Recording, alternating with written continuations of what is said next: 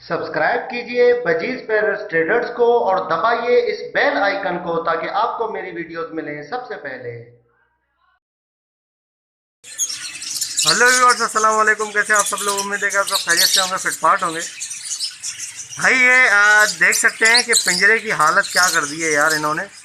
जब मैं पिंजरा बनवा रहा था उसी वक्त लोगों ने काफ़ी मुझे कहा था कि यार ये पिंजरा जो है लकड़ी का इन पे जमता नहीं है, लकड़ी का पिंजरा नहीं बनवाओ। ठीक है, ये लकड़ी के पिंजरे को ख़राब, ये देखें यहाँ से ये लकड़ी ये लगी थी इतनी मोटी, ये पूरी खा गए, यहाँ तक पूरी लकड़ी खा गए भाई ये। ठीक है, और यहाँ से भी इन्होंने कुतरना शुरू कर दिया है इसको। ठीक हो गया। अब मैं आपको दिखाता हूँ, ये देखें आधी लकड़ी ये भी खा गए, तकरीबन आधी लकड़ी इसको भी इन्होंने खा लिया है। ठीक है, पीछे भी लकड़ियाँ हैं, वो देखें पीछे की लकड़ी खा गए यार। ये क्या है, ये देख रहे हैं भाई, ये तो बहुत ही ज़्यादा लकड़ी खा रहे हैं। और ये तो कॉलोनी के अंदर तो इन्होंने बड़ा बेकार काम किया हुआ है सारा। ठीक है, और कॉलोनी के अंदर ये देखें सारी, ये क्या सिस्टम किया हुआ है, सारी लकड़ी खा गए भाई। ऐसा लगता है उसे छत ही ना गिर जाए नीचे। और चलो यार, बंदा इनको बर्दाश्त कर ले कि हाँ यार फिशर मैं बर्दाश्त कर रहा हूँ। क्यों बर्दाश्त कर रहा हूँ? क्योंकि ब्रीड चल रही है, अच्छे रेट हैं, ठीक है, कुछ मुनाफा मिल रहा है। यार मैं तो सोच रहा हूँ कि ये तो उल्टा जो है वो मुझ पर जो है दाने का ख़र्चा बढ़ा रहे हैं। ठीक है, ब्रीडिंग भी इतनी ख़ास नहीं है जैसा कि होनी चाहिए।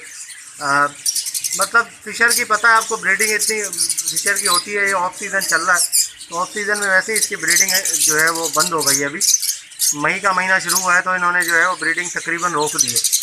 मछलियों में जा तो रहे हैं, लेकिन ये अभी मैंने चेक भी किया है तो कुछ एक दो में अंडे पड़े हुए हैं, बस बच्चे वगैरह नहीं हैं।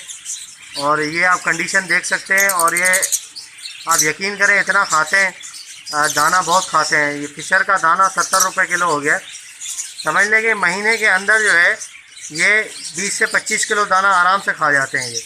ठीक है, 1500-2000 का दाना खाते हैं, लेकिन 1500-2000 के बच्चे ये जो है वो अभी नहीं निकाल रहे हैं। ये 3 महीने मुझे लगता है ऐसे ही जाएंगे।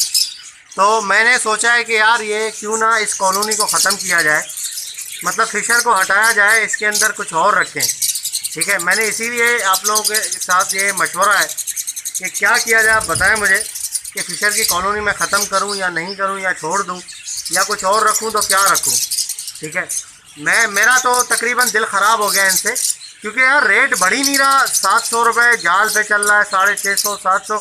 बंदा क्या क्या रखेगा इसको, और क्या इतनी कोई मतलब कोई सेटिंग नहीं है ना। अब सेटिंग कोई हो, कुछ रेट अच्छे हो तो बंदा ख्याल करता है। ठीक है, और दूसरी बात है कि दाना पानी खिलाता है, सारी चीज़ें आपको पता है। लेकिन मसला वही है कि इसमें इतना कुछ बचत वाला सीन अभी बाकी नहीं रहा। इसके तकरीबन 1.5 से 2 साल से यही रेट चलते हुए आ रहे हैं, पता नहीं बढ़ क्यों नहीं रहे, मुझे समझ नहीं आ रहा। और आइंदा 1-2 सालों के अंदर मुझे लगता है यही रेट लगेंगे, ये मुश्किल से बढ़ेंगे। ठीक है, ये बढ़ेंगे नहीं, अगर बढ़ेंगे भी तो टाइम लगेगा उसमें। और इतने तक जो है ना वो फिर बंदा अगर जेब से दाना खिलाता रहे इनको, तो मतलब नो लॉस नो प्रॉफिट वाली अगर कंडीशन हो तो फिर बेकार है। जो बच्चे निकलते रहे उनको आप बेच के जो है दाना लाते रहें, ये तो फिर काम ख़राब है ना। मतलब आपको कुछ भी नहीं मिलेगा तो क्या फ़ायदा, इतनी बड़ी कॉलोनी आपने बनवाई है और सारा सब कुछ है। ठीक है, तो फ़िशर मैं अभी आप लोगों को यही रिकमेंड करूँगा कि यार जो लोग फ़िशर ख़रीदना चाह रहे हैं वो नहीं ख़रीदे फ़िशर। ठीक है ना, फ़िशर नहीं ख़रीदना, बाकी कुछ और ख़रीद लो। फ़िशर जो है वो कुछ मज़े का नहीं है। ठीक है, इस वक्त जो है ना फ़िशर की कंडीशन बहुत बुरी है और खाता बहुत ज़्यादा है। इतना खाता है ना, ये खाने की मशीन है भाई। ठीक है, बहुत ज़्यादा खाता है as compare to cocktail. Cocktail जो है ना बहुत कम खाता है, ये बहुत ज़्यादा खाता है। कॉकटेल के मुकाबले में बहुत ज़्यादा खाता है ये। कॉकटेल को आप दे दें, एक पेयर फ़िशर का रखें, एक पेयर कॉकटेल का रखें, कोई भी कॉकटेल हो, दोनों में बराबर आप दाना दे दें, एक ही दाना।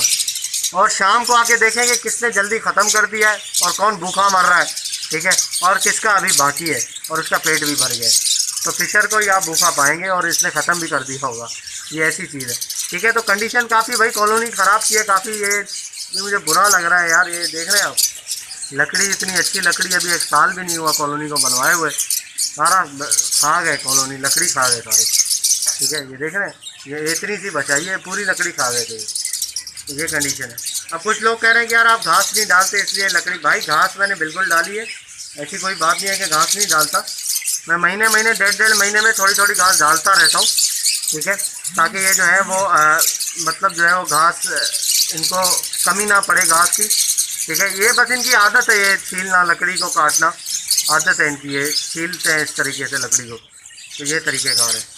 तो ओके व्यूअर्स, इंशाल्लाह ज़रूर मुझे बताएं कि भाई क्या करना चाहिए इस कॉलोनी में, अगर मैं ये सेल करूं और कॉलोनी में कुछ रखूं तो क्या रखूं, ठीक है, ज़रूर मुझे बताइएगा, ताकि ऐसे ही जो है वो सेटिंग बनती रहे। लेकिन मैं अगर आप कहेंगे कॉकटेल रखो तो कॉकटेल मैं कॉलोनी में नहीं रखूँगा, क्योंकि कॉकटेल कॉलोनी में रखना बेकार है, ठीक है। कॉकटेल इंडिविजुअल केज में रहता है। ऐसी चीज़ बताएं जो कॉलोनी में रह सके और वो जो है वो कुछ उससे आउटपुट भी मिले हमें, ठीक है।